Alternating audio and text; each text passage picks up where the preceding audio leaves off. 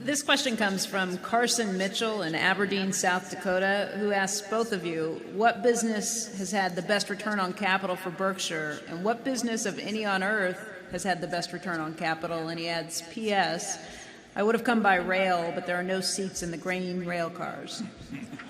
There's two ways of looking at it. If you talk about the capital necessary to run the business as opposed to what we might have paid for the business. I mean, if we buy a wonderful business, you could run the Coca-Cola company, assuming you had the bottling system separate. You could run it with no capital. Now, if you buy it for $100 billion, I mean, you can look at that as your capital, or you can look at the basic capital. When we look at what's a good business, we're defining it in terms of the capital actually needed in the business. Whether it's a good investment for us depends on how much we pay for that in the end. There are a number of businesses that operate on negative capital. Carol's with Fortune magazine. You know, any of the great magazines and operate with negative capital. I mean, the subscribers pay in advance. There are no fixed assets to speak of, and the receivables are not that much. The inventory is nothing. So a magazine business, my guess is that People magazine operates, or Sports Illustrated operate with negative capital, and particularly People makes a lot of money. So there are certain businesses. Well, we had a company called Blue Chip Stamps that where we got the float ahead of time and operated with really substantial negative capital. But there are a lot of great businesses that need very, very little capital. Apple doesn't need that much capital. The best ones, of course, are the ones that can get very large while needing no capital. See's is a wonderful business, needs very little capital, but we can't get people eating 10 pounds of boxed chocolates every day. Except here. We want to.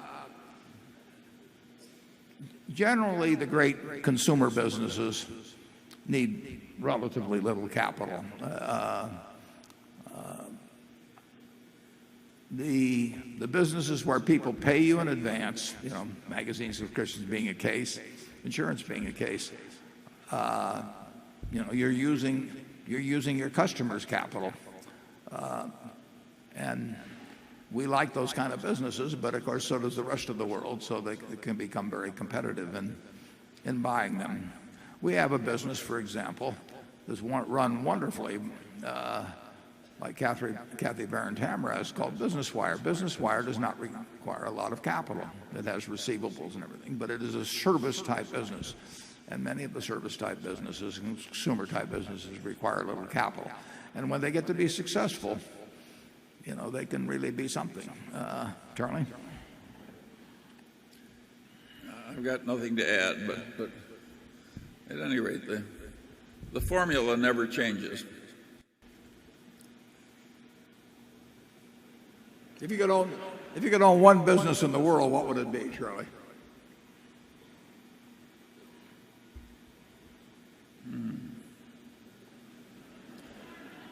I hope I already own it myself.